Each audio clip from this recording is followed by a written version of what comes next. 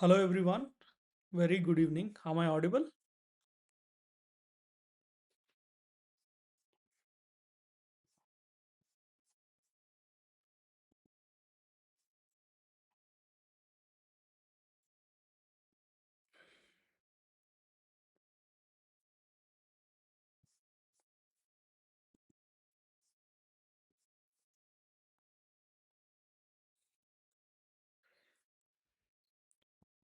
Zakir, am I audible?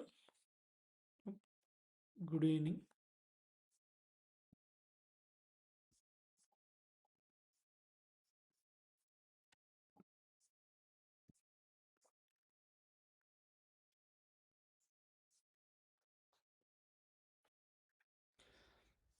Okay, right. Wish you all a very happy new year.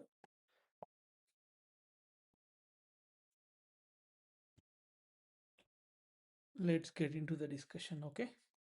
So I hope by now you might have noticed what framework you should have in your mind when you are attempting a question regards anthropology. Okay, it should not be very generic, should be based on anthropological backing. Okay, so this is with respect to the framework, and we have four questions to be discussed today. I hope you have written the answers. So first and foremost question, see, I feel that these generic questions are something which are difficult.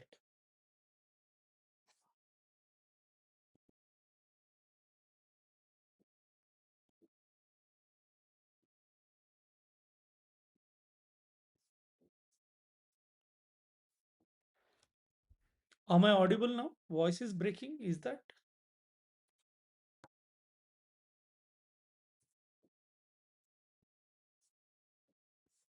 inaudible?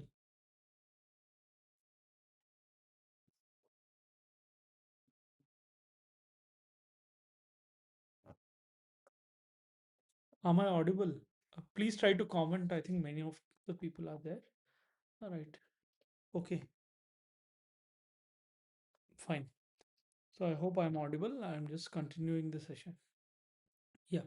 So I feel these questions are very generic and one of the toughest questions to fulfill the demand of the question in holistic manner.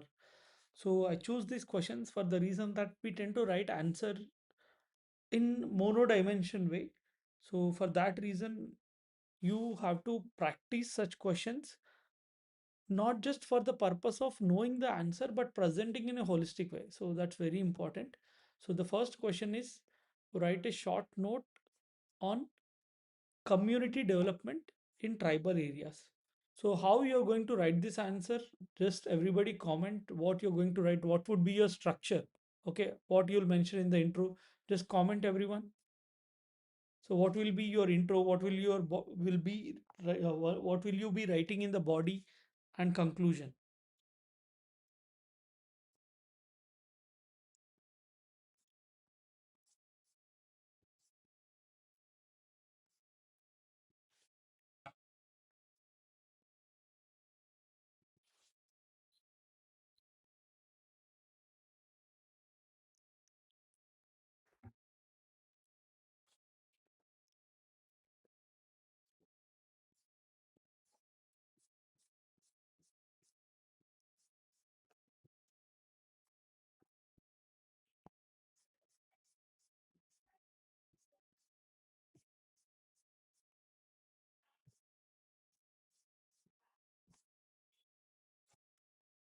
CDP as a program, how it has started. Okay.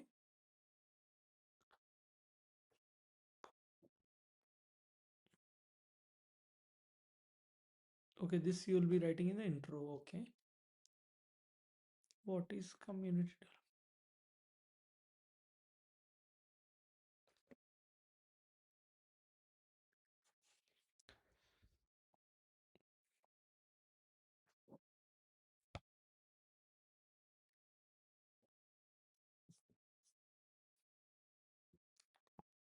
So in the body, what you're going to write?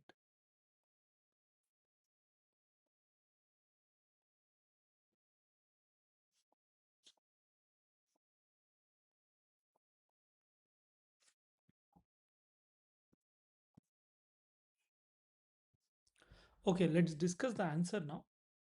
See, first of all, in the introduction, see, I'm not discussing this question from 10 marker point of view, though I have asked you to write for 10 marker so that you have a little bit of extra information. Okay, so first of all, in the introduction, just like you have said, how did the community development program start? Okay, and then what was the intention and what was the caution that was given by Verrier Elvin for this program? Okay, so community development program was launched on October 2nd, 1952. Okay, so it was launched on October 2nd, 1952. And in the philosophy of NEFA, okay, sorry, philosophy for NEFA, Verrier Elvin said that the challenge here in implementing this community development program, which was a systematic attempt for the planned social change. Okay, what is this program all about? Community development program is a program which aimed at bringing social change in a planned manner in the indigenous population. Okay, so this was the aim of community development program, and it was under Nehruvian modernization paradigm. Okay, so the Nehru wanted a holistic development of these tribes.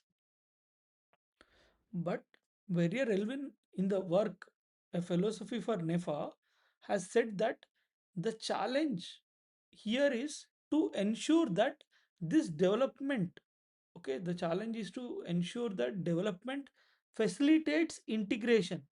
Okay, so it should be integration of tribes into the mainstream without causing detribalization.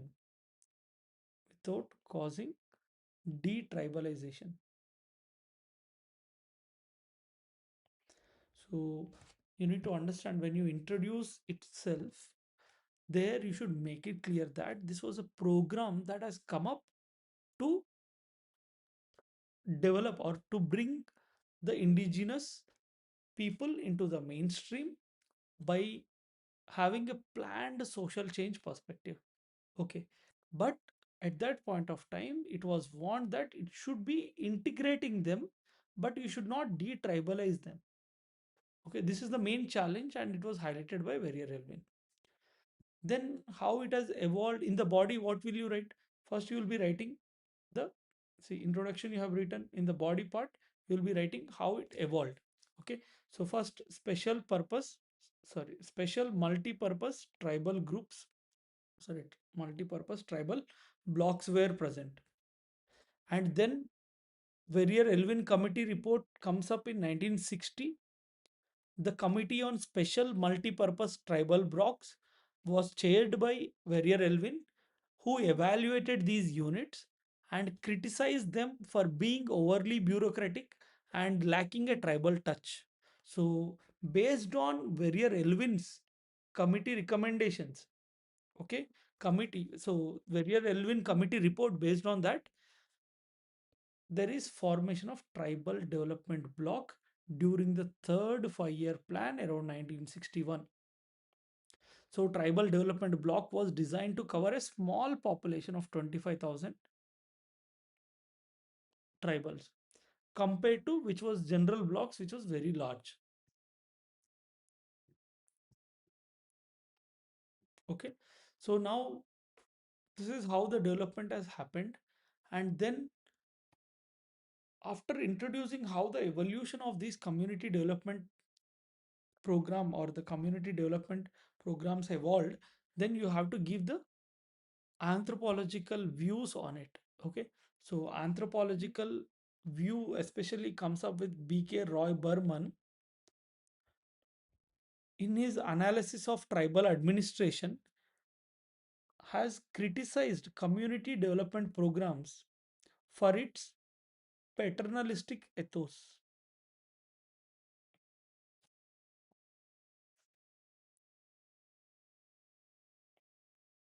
So the program heavily relied on the block development officer.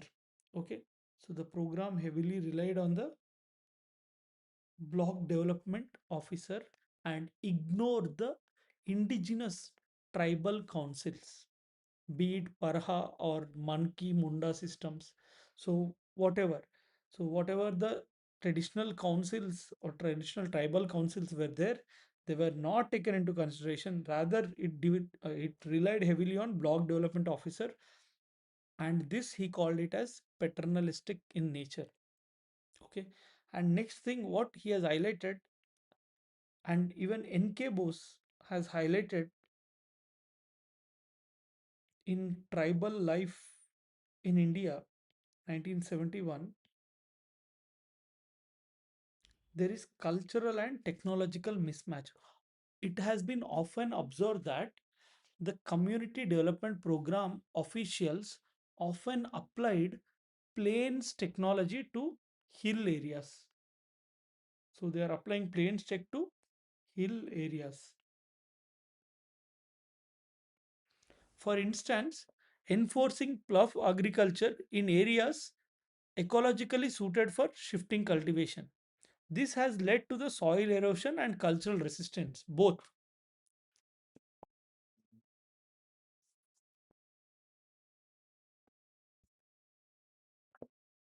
Okay, so this is the view of NK Bose. So first, in the answer, we try to give an evolution perspective. Then we are trying to present how anthropologists have looked at this program. Okay, we are not trying to write what all details are there within the community development program, because question has given us a chance to write an open-ended answer. Just a short note on community development in tribal areas. What happened? Is it not audible? Is there any problem?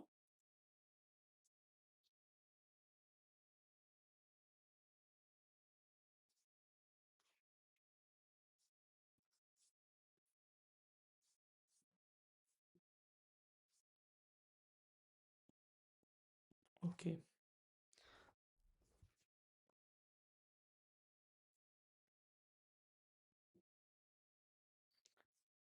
Isha, are you there?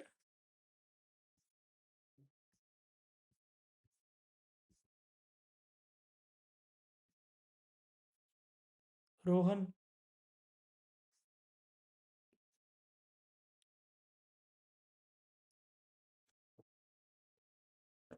Okay. Fine. There are only 12 people viewing it. Okay, fine. If that's the case, tomorrow onwards, I'll discontinue the program. If you're more interested in recorded videos, then I'll also upload some past recordings that I have made. There is no point in me sitting and explaining live again.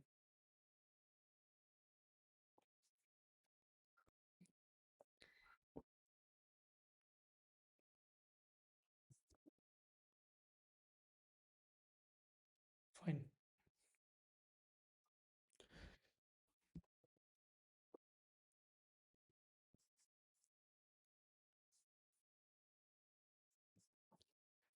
Okay, so we have seen that one is BK Roy's view, and then other is NK Bose view, and the next one is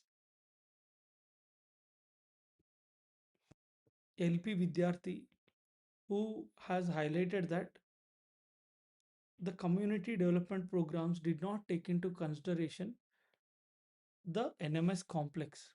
Okay, CDP has failed because it treated development as purely secular. Okay, so community development programs have seen it as completely secular, and it failed to understand the nature man spirit interaction that was there, especially he said among the Malay community. And even UN Debar Commission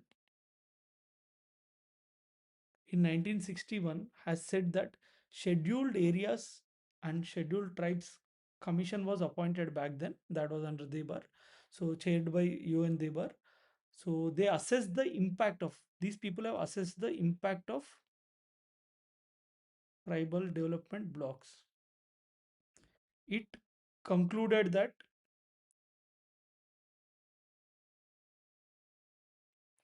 benefits were largely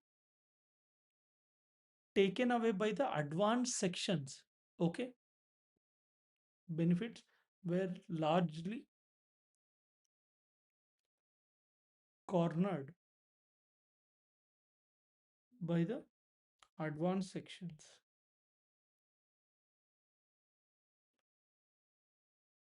So that means the elite tribals took away most of it, and or non-tribal immigrants who came there, they took away the most of the things. So while the lowest rung of the tribal society remains untouched. So this is with respect to the various views of anthropologists and the anthropological also what committees on STs. Then one or two latest views you can include, that is with respect to tribal development in India. But now human development oriented approach focuses on education, health, and livelihood security. So by using secondary data,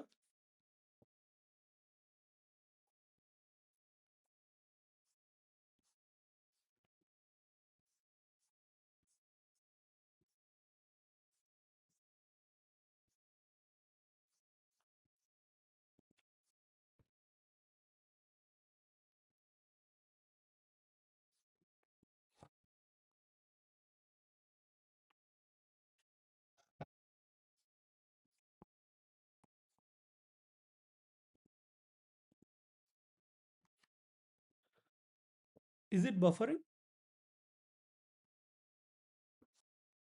So here in the latest view, if you look at M. Borkar, this was the work in 2024.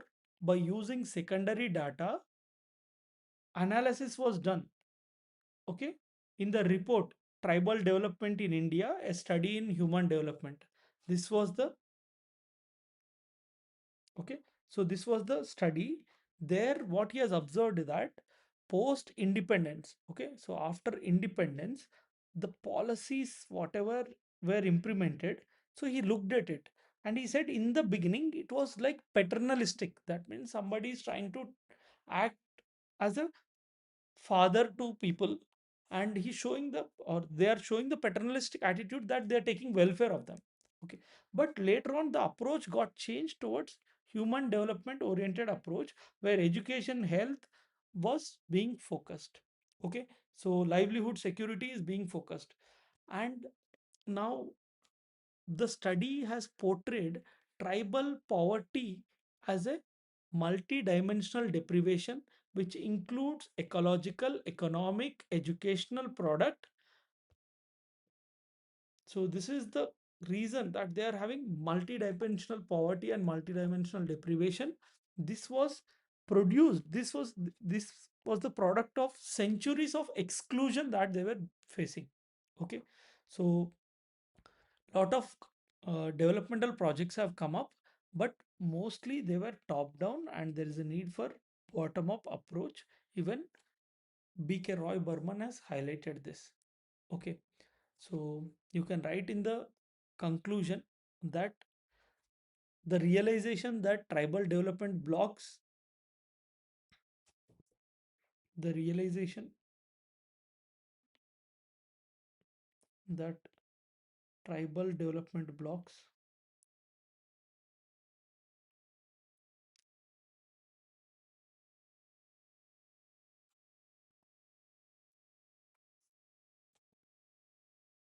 were insufficient,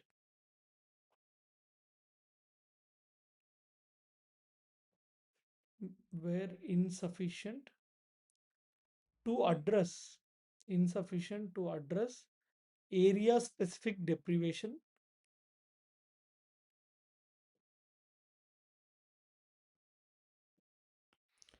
led to the shift towards the tribal subplan strategy in fifth 5-year plan.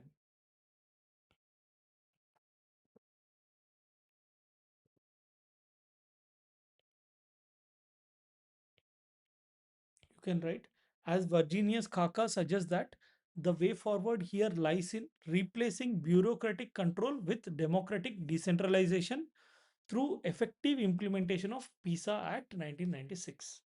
Okay, so that is what you can write in the conclusion. Now, one thing what we observed is that area specific deprivation could not be addressed by tribal development blocks oriented approach.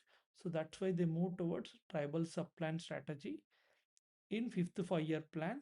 And Virginius Kaka has said that, okay, Virginius Kaka has said that go from bureaucratic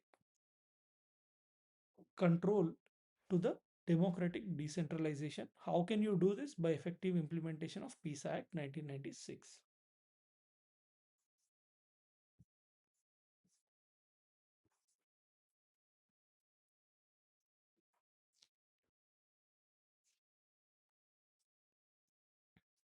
Okay, fine. Coming to the second question,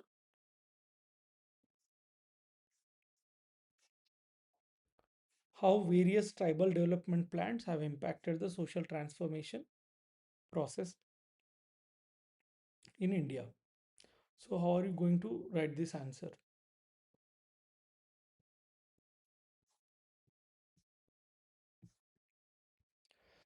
So, in the introduction, you can say tribal development in India has shifted from isolation to integration, aiming to improve the material conditions while impacting the social structures. Okay, so this can be your introduction that in India, tribal development initially, which was focused on isolation to integration, and it aimed to improve the conditions materially at the same time impacting them socially also. So BK Roy Burman in 1989 described this not merely as economic betterment but as a transformative process where the tribes negotiate their parity with the mainstream while retaining their cultural markers. So you need to understand, like, first thing what I have said is the shift from isolation to integration. What is the aim here? It is to improve material conditions at the same time impacting the social structures. And I told you the view of BK Roy Burman here, that Roy Burman says that the plan's intention is not just to impact economically. It is not merely economic betterment, but as a transformative process where the tribal people can negotiate, or tribal people negotiate their parity. How equal are they with the mainstream? Okay, now they are trying to negotiate their parity with the mainstream, but in this negotiation process, they are not foregoing their cultural markers. So this is by retaining the cultural markers. So this intervention has triggered a shift from mechanical solidarity to organic solidarity. So I hope you know the concept of mechanical solidarity and organic solidarity, which was talked by Emile Durkheim, so that you can bring up the concept of paper 1 to paper 2. Okay, so you can bring that paper 1 concept to paper 2 here in tribal anthropology. Now, coming to the body part. First, what kind of social transformation these tribal development plans have brought? First thing, you know, the various tribal development plans are there. Integrated tribal developmental program. Then you have tribal sub plan. So these plans have infused capital or injected capital and individual beneficiary schemes. So now because of this, now the egalitarian tribes were there. Initially, tribes were egalitarian in nature. Now, because of infusing or injecting capital and individual beneficiary schemes, what has happened? There is emergence of proto classes. That means there is transformation of social stratification. One of the subheading is, you notice the transformation of social stratification here.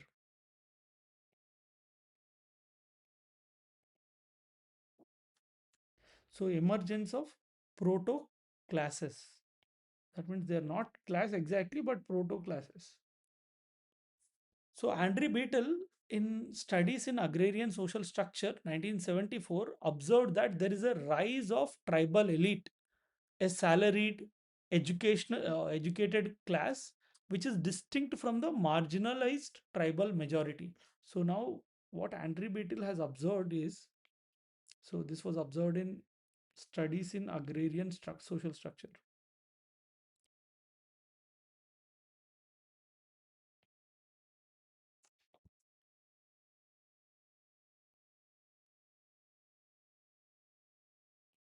So here in this work, what he has observed is that there is rise in tribal elite.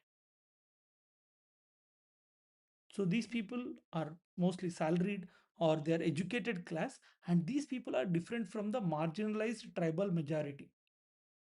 And this has disrupted the traditional egalitarianism. And even in the recent works in 2023 by A. Pattamaji and S. Patra.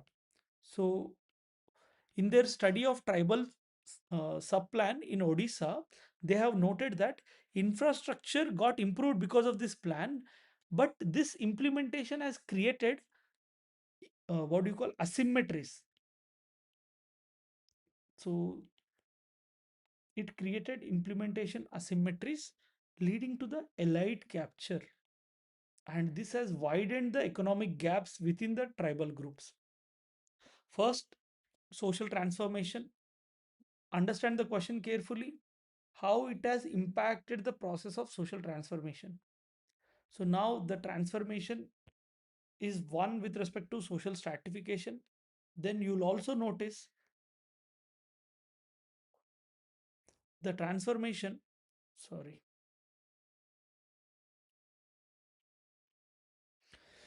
So here power and authority also got transformed. So you have to look at all the social aspect, the economic, political, and social. Okay. So now here introduction of statutory panchayats and bureaucratic administration via the community. These are introduced by the community development programs, right? So this has challenged the traditional councils.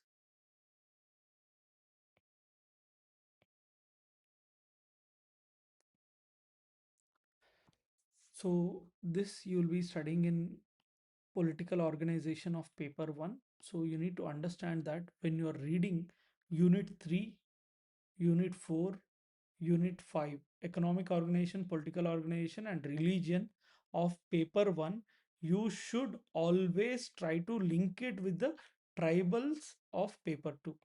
So always have the Indian examples, Indian scholarly views while you are reading in the paper 1 itself. So then you won't have a problem in writing an anthropological answer in paper 2, especially with respect to tribals. So this is very important. So always focus, every example that you're studying in paper 1 has Indian touch and Indian scholarly views perspective over there. Okay. So then power and authority, how it got impacted. So there was hierarchical or sacred leadership that was present previously, but now you have elected or secular leadership. Okay. So previously it was hereditary or sacred. Now it is elected or secular. And A.C. Dubé observed in India's changing villages. Okay, so he has noted there is changing power equations. Okay, in subalterns and sovereigns, this is one of the important book of Nandini Sundar. 1997. So she has argued that PISA, okay, so PISA attempted to decolonize governance by restoring the Grama Sabha. Okay, so she says that PISA has decolonized the governance and now the Grama Sabha has been given importance. But Walter Fernandez warns that this has had negative effect rather than the positive legal empowerment that is needed. Okay, so these are the different views that are expressed with respect to power and authority. Okay, and then coming to transformation of economic organization. So you need to know all the organizations how they are impacted. So here the impact of the tribal plans with respect to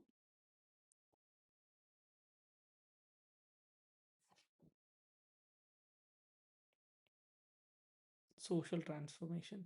So we have seen social transformation, how it got impacted the social stratification, the power and authority.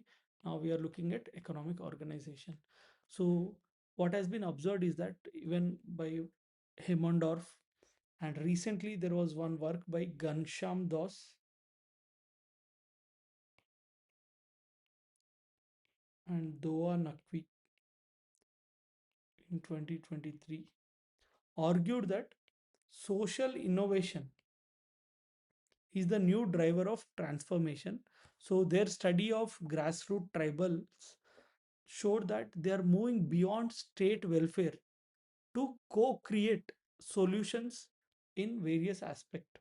Okay, so these developmental plans, community developmental plans in the recent days helped them innovate themselves, and now they are not just following the government, they are also joining with them to co-create the solution. Okay, so in health or in agroinformatics, so now they are being self-determined in terms of economic aspect, so they're not just following the government. So in the contemporary times, this is the view. In the past, okay, so in the past what has happened, because of this community developmental programs, it was alienation of the land and economic exploitation that happened in the past then. Okay, so when you are opening up tribal areas for administration purpose, then in that case the land was easy to grab from the tribes and exploit them economically. But later on the trends got changed and it shifted more the tribal development plans, which moved towards giving more agency or more decision making authority to the tribals. Okay, so then you can also write how it impacted the women or gender roles. Okay, so how the gender roles got impacted, they lost the lineage solidarity. Okay, so previously there used to be kins used to maintain the lineage solidarity, but now what has happened, there is rise of gender equity. Okay, so the latest studies by Yasser Yassin, okay, so in 2023,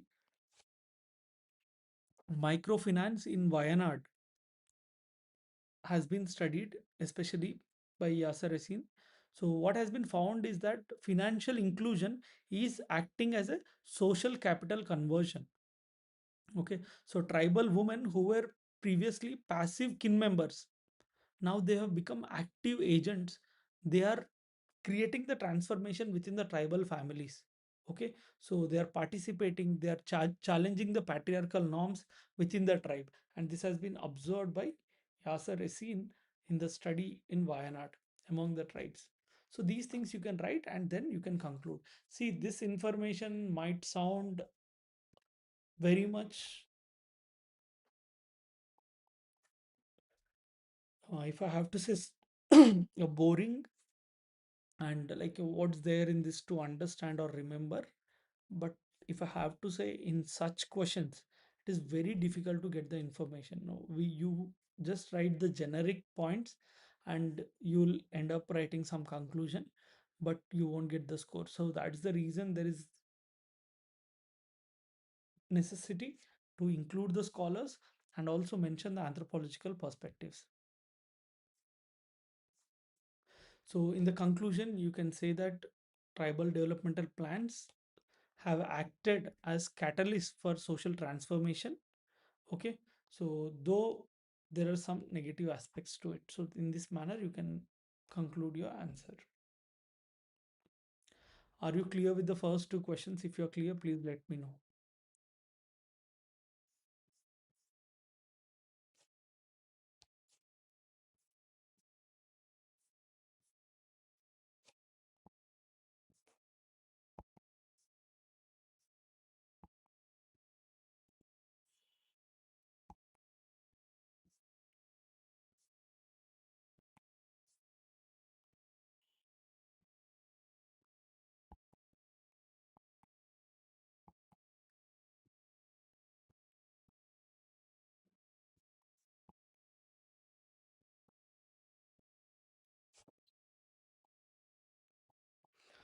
Okay,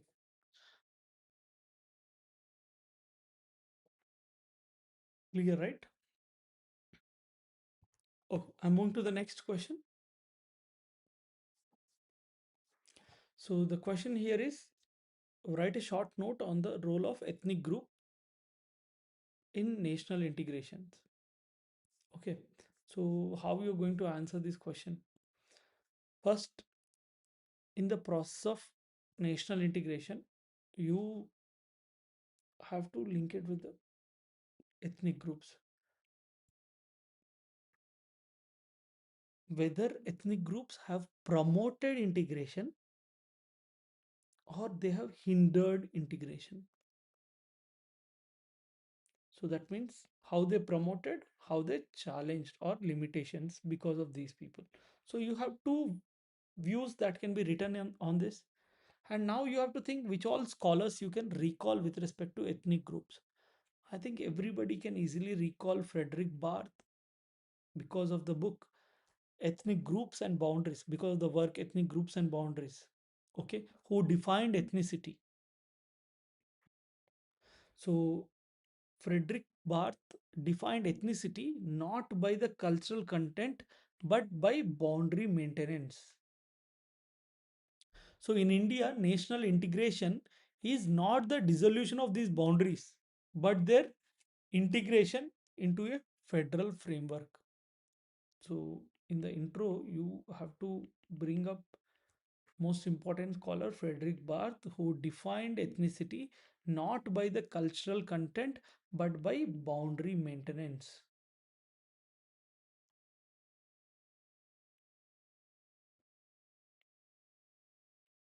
So in India, national integration is not removing these boundaries, but integration of these hierarchical, so integration into a federal framework.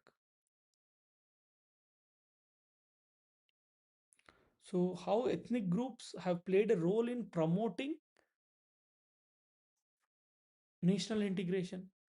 First thing, if you see LP Vidyarthi in 1972, he has highlighted that ethnic interactions at pilgrimage sites link little traditions with great traditions, which fosters civilizational unity. First thing. Next, if you see the view of Andre Betel, he said that by accommodating distinct identities, okay, so you accommodate distinct identities politically, okay, so India's federal structure, where linguistic states got converted into political organization, sorry, politically independent units, because the states are formed based on language, right? So there they are all incorporated into the India's federal structure.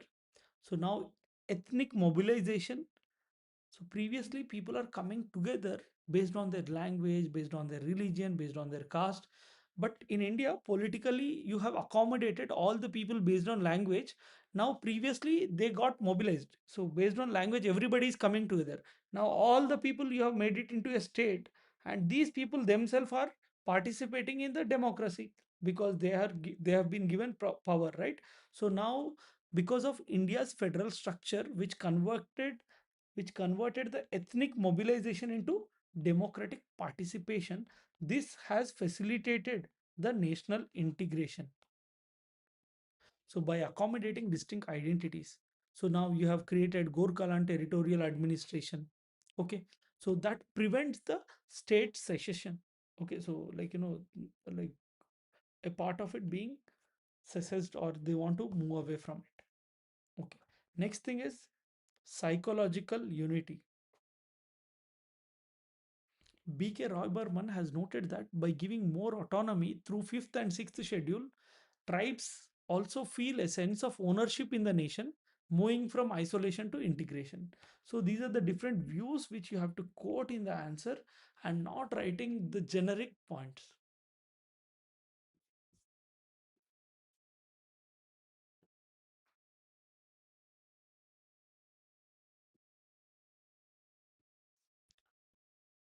Am I audible? Is it clear what we are discussing?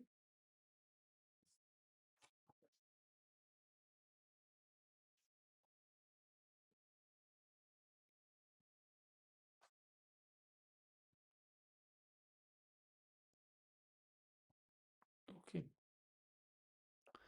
So here you have to provide the views of the scholars.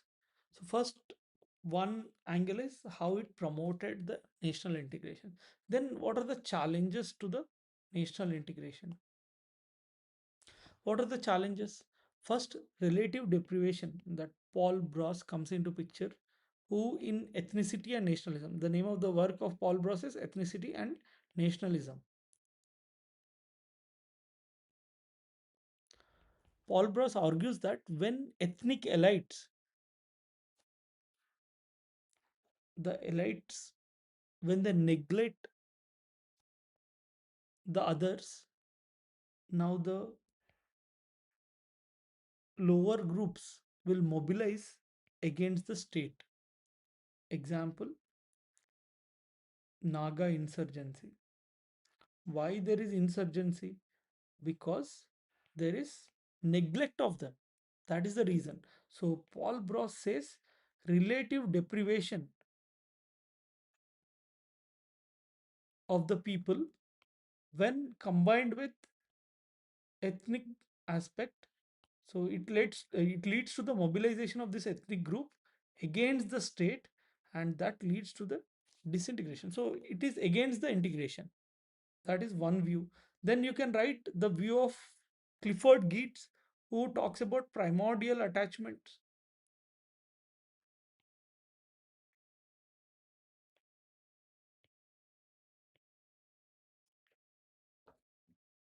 Okay, so Clifford Geertz in interpretations of culture.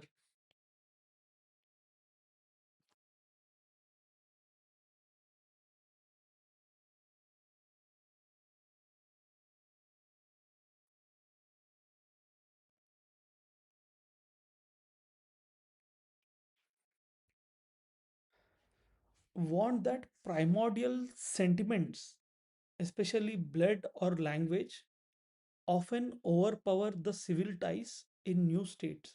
Okay, so this will lead to the breaking of the state, and that is one of the reason. Okay, and the other problem is son of the soil. So Myron Wiener comments on this, says that migration induced demographic changes often trigger ethnic nativism. So now people are coming together on basis of region. And if you notice the Manipur crisis, so you can observe that son of the soil view, which is formed out of the ethnic aspect only, is creating the rift between the people, and because of that it is violating the integration aspect.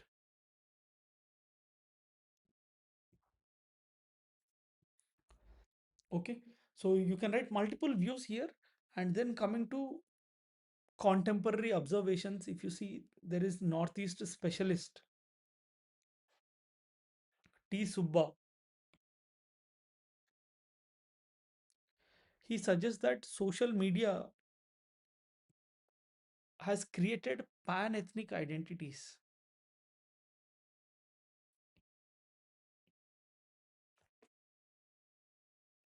So now social media has created Northeast identity, united Northeast identity. So now this will better negotiate with the center, which will shift from insurgency to policy advocacy. Okay. So now social media, how is it helping? They are all coming together, united as a northeast. Previously, there were groups united within some small spaces. Some Nagaland has Naga insurgency groups, then Mizo and Beat, Assam, Bodoland, different places. They have different groups which were coming together to fight against the center. Now, because of social media, now all these people have come together. So this will have better negotiating power with the center and shifting things from insurgency to policy advocacy. Okay, so you also notice that peace accords. Okay, Ulfa peace accord in 2024. Okay, it's a primary example of the BK Roy Burman's theory, where you integrate ethnic aspirations through economic packages and cultural safeguards rather than suppressing them militarily. Okay, so this reflects the BK Roy Burman's theory. BK Roy Burman says that, see, first you fulfill the ethnic aspirations of these people through economic packages, and not just fulfilling their aspirations economically, you should also protect them culturally. So now if you are giving them economic packages and safeguarding them culturally and not having any military suppression, automatically there will be peace. Okay, so the peace accord reflects the Beaker Oberman's theory. So India's unity is unity in diversity. Okay, so if you write in the conclusion, what you can write is India's unity lies in unity in diversity. So anthropologists suggest that ethnic groups are not threats to integration, but it's building blocks. Okay, so integration is only sustainable when there is a balance between state citizenship and ethnic nationality. Okay, so when this balance happens, then only the peace can sustain and the integration can sustain. And this was highlighted by TK Woman. TK Woman says that there needs to be a balance between state citizenship and ethnic nationality. So this will enable the integration. So what you can write in the conclusion is that anthropologists suggest that ethnic groups are not threats to integration, but it's building blocks. Okay, and this is sustainable only in the case where there is a balance between the both. Clear? Clear, everyone? If you have any doubt, please ask.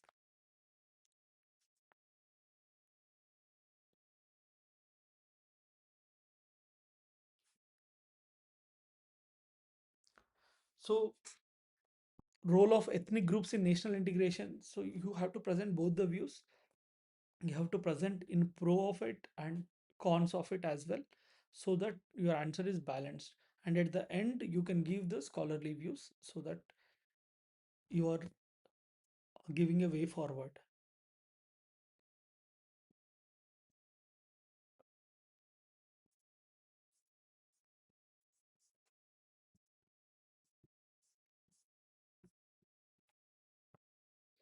So the last question, short note on tribal unrest in central India and northeast India. See, when it comes to tribal unrest, you can use K.S. Singh, BK Roy Burman, many other people who have talked about it. It's upon you whom you want to use in the introduction. But for me, mostly BD Sharma and BK Roy Burman are the people whom I favor generally. Okay, so in the introduction, you have to say that tribal unrest is a collective response to relative deprivation and structural inequality. You can use any of the scholar to write, but I'm using here B.K. Roy Burman. In his work Tribal Development and Integration in 1989, conceptualizes tribal unrest. It is not just a law and order issue, but it's a struggle for justice. It is for the gap that has arisen between tribal aspirations and the state performance. So that's what you can write in the introduction. Okay.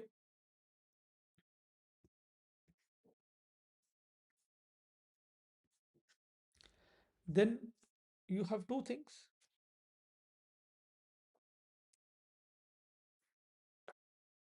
One is central India and other is northeast India.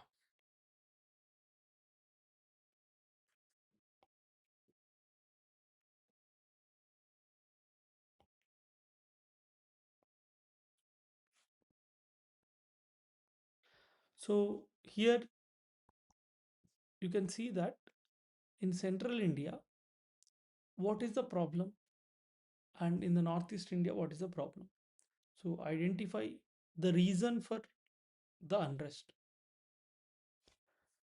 You notice in central India, the problem is resource curse. That means resources are present in that area and lot of displacement is happening.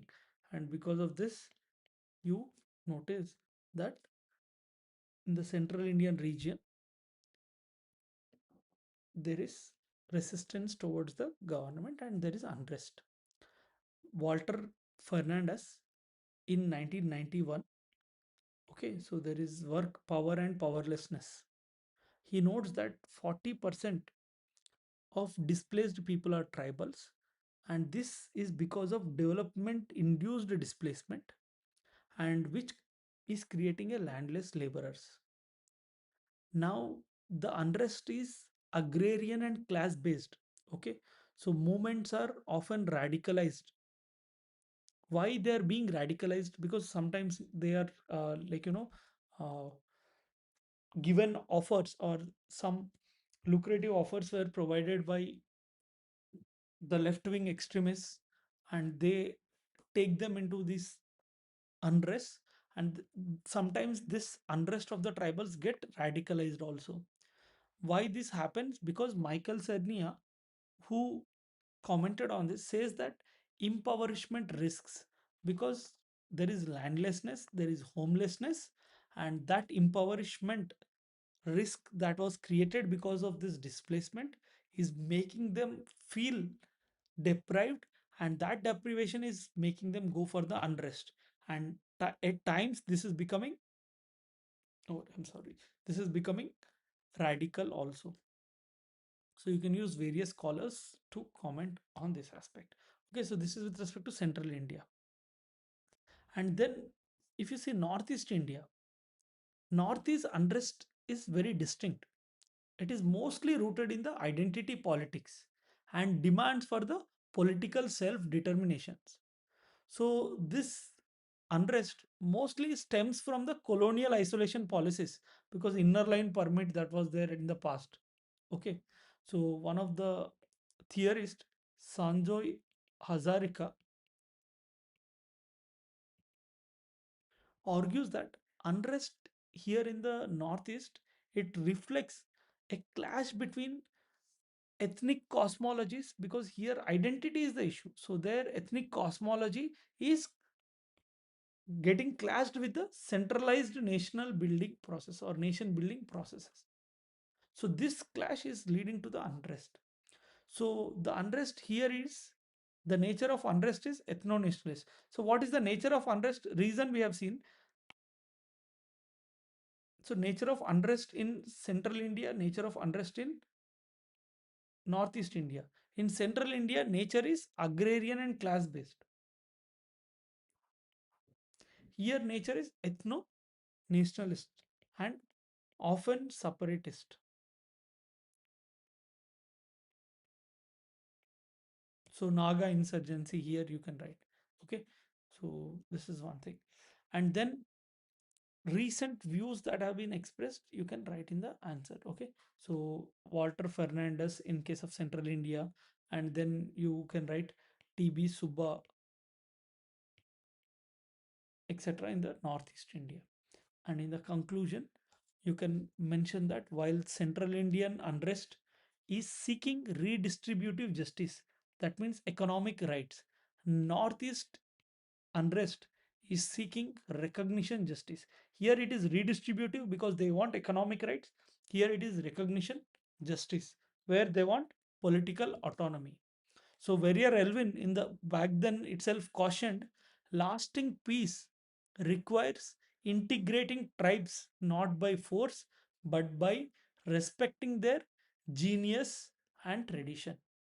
Okay, so you can write the view of Verrier Elvin at the end.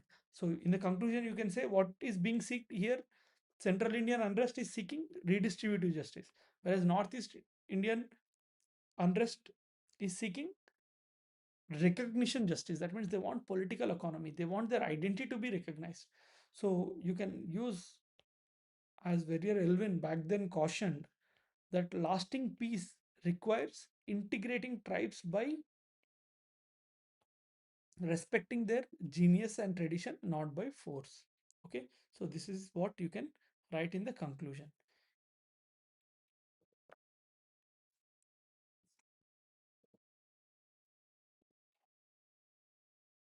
Are you clear?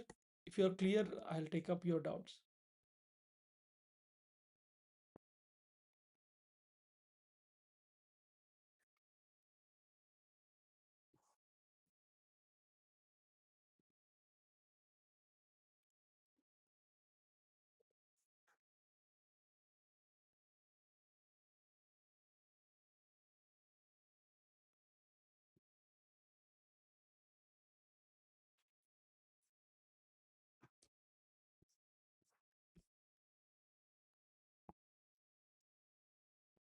So somebody has asked ethnoscape of Arjun Appadurai. See, what is ethnoscape? First of all, you should know it, how Arjun Appadurai has defined. Arjun Appadurai says that ethnoscape is nothing but it is a landscape. Okay, landscape. It is a landscape of persons who constitute the shifting world in which we are living. So ethnoscape is nothing but it refers to the flow of groups moving from one place to another. Okay, so let me tell you what is ethnoscape. Tourists, people are moving for leisure, immigrants for permanent settlement, refugees, they are moving because of conflict, exiles, people are politically being banished, for that reason they are going, and guest workers are also there. So in the past, what used to happen, the people were stable at one place. Today these stable communities, though they are there, but what is happening is more movement is happening across the globe. Now when these people are going across the globe, that is forming a ethnoscape where land a scape of people who are present across. That's the reason he calls ethnoscape. And this ethnoscape is discussed based on the globalization phenomena. So it is not directly related to anything, but based on globalization explanation, he has given it. So the core characteristics of ethnoscape is deterritorialization. That means no longer there is a specific boundary for that community, because there is Sikh community in Canada, okay, which is more politically active regarding Punjab politics than in the people living in Punjab itself. So this is what Arjun Appadurai calls as long distance nationalism. Okay, now long distance nationalism, like long distance relationship. Okay, and at the same time, the ethnoscapes are driven by imagination. People move not just for survival, but because of images they see in the mediascapes. Okay, so we can no longer study a village as an isolated unit. We must study it in connection to the global world. So there has been constant interaction between the people, and now they are not present in one place. So that's why the ethnoscape is used based on the broader term. I hope you're clear with what I've explained, Harsh. What is ethnoscape? I hope you're clear.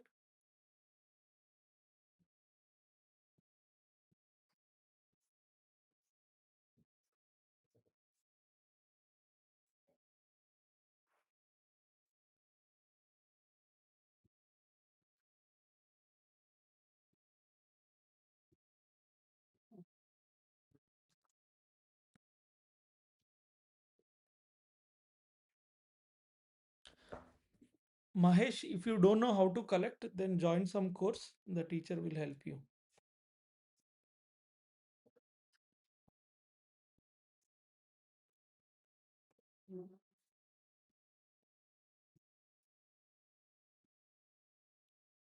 Which are the other scholars which we can refer for tribal anthro in specific to different topics?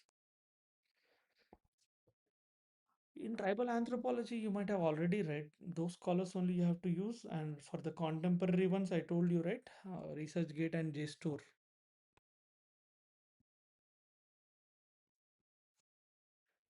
So, Naman, you are asking a different question which will take another 20 minutes. So, that now I can't explain because it has already been asked in the last year regarding the COVID 19 UPS has already asked. So, in my PYQ discussion, somewhere you'll find it. Please go through. It will take plenty of time. It's not so easy to explain in 1 or 2 minutes.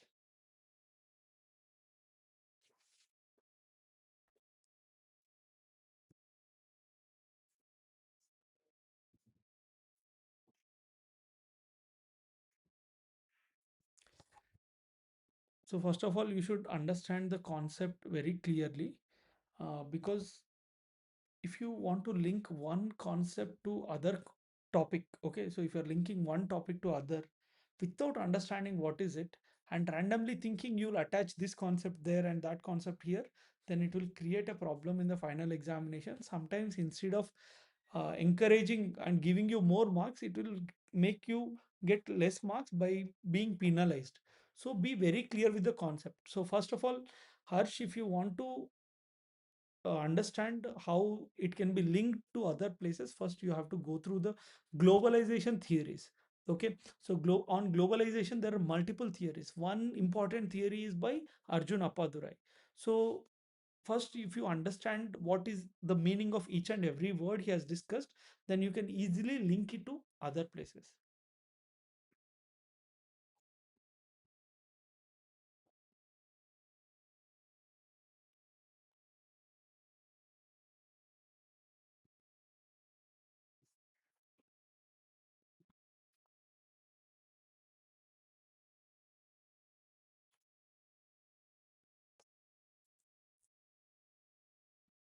Okay, so any other doubts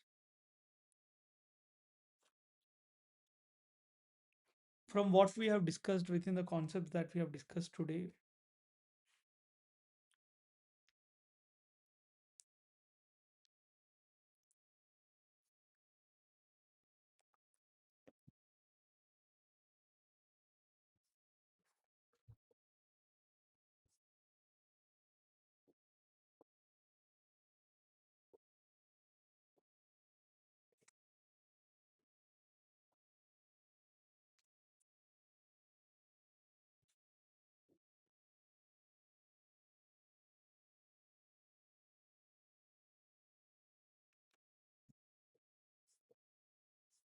No doubts? Clear, right? See, I'm very much disappointed with the crowd. Okay, so I don't see people participating. I feel that I have to reduce my effort first of all.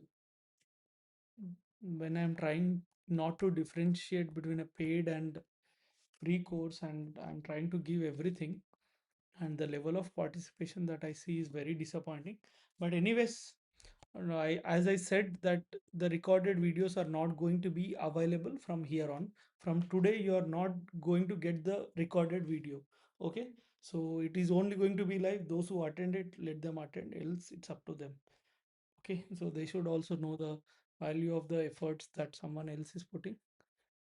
Okay, so we have come together to achieve something. We wanted to finish anthropology before prelims in a proper way by practicing, because it's no point in reading. By reading the information, you don't get anything. This exam is all about practice. Okay, so that's the important thing. So I am also going to remove all other videos also, because it's more of entertainment for people, because I am not here to entertain anyone. I am not here to entertain, but my whole intention is to support you in this examination process, to fight this examination, because there is changing trend in the pattern.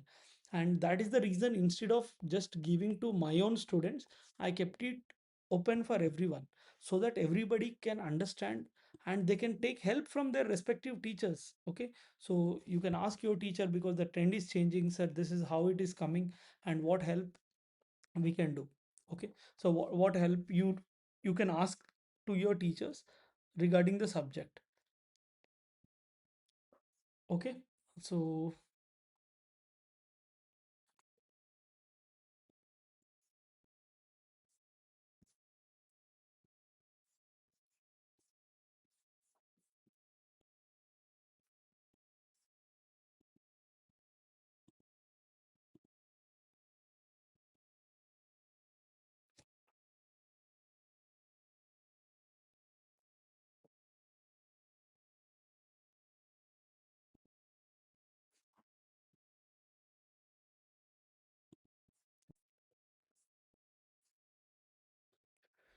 I think that's it for today.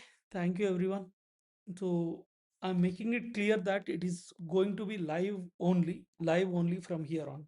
Recording is not going to be available, and that's the thing.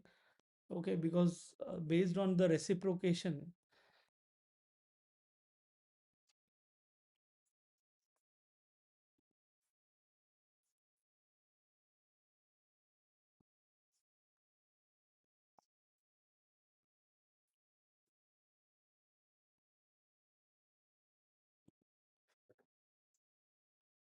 Okay, all. Thank you. Thank you, everyone. Okay, all. Thank you. Thank you, everyone.